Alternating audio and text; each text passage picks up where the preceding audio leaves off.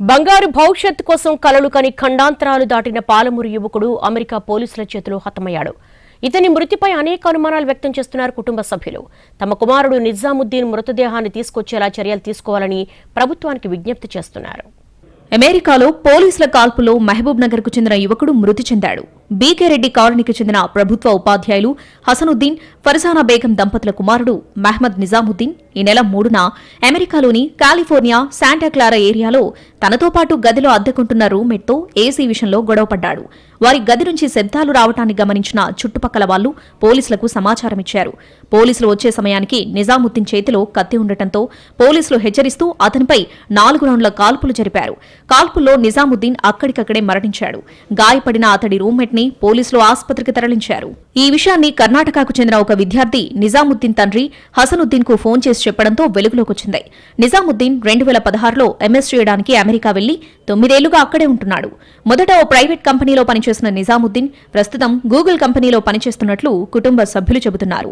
Visa గడువు ముగిసినా పొడిగింపు కోసం ప్రయత్నం చేస్తూ జాబ్ చేస్తున్నాడు. ఆగస్టు చివరి వారంలో తల్లిదండ్రులతో మాట్లాడిన అతడు త్వరలో ఇండియాకొస్తానని చెప్పాడు. కొడుకు మరణంతో తల్లిదండ్రులు శోకసంద్రంలో మునిగిపోయారు.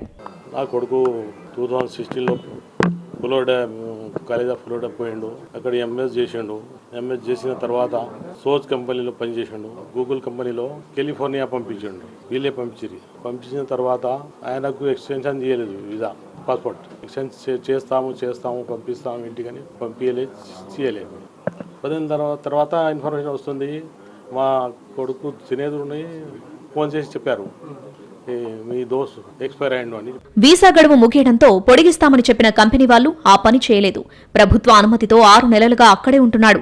కానీ అమెరికన్లైన రూమ్మేట్లు తరచుగా పని విషయంలో మానసికంగా వేధించడం, ఏసీ బంద్ చేస్తూ ఇబ్బంది చేస్తూ ఉండటంతో గొడవ జరిగిందని చెబుతున్నారు నిజాముద్దీన్ తల్లిదండ్రులు.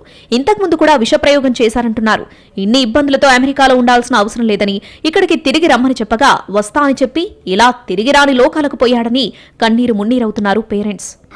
मेरे के थला मिले इसको मैं कहीं नहीं करी. मेरा बच्चा ऐसा कैसा हो सकता है?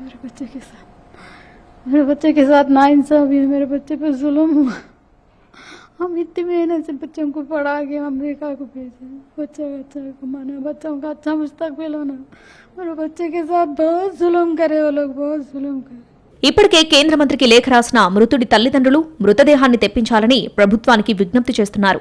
అమెరికాలో పోలీస్ కాల్పులో మృతి చెందిన పాలమూరు వాసి నిజాముద్దీన్ మృతదేహం తెప్పించేందుకు తెలంగాణ సర్కార్ చర్యలు చేపట్టింది. శివలింగం ఐఏఎస్ కు బాధ్యతలు అప్పగించింది. జీఏడీ ద్వారా కేంద్ర విదేశాంగ శాఖ ఎంబసీలతో లైసెన్సింగ్ చేసి తదుపరి చర్యలు చేపట్టనున్నారు.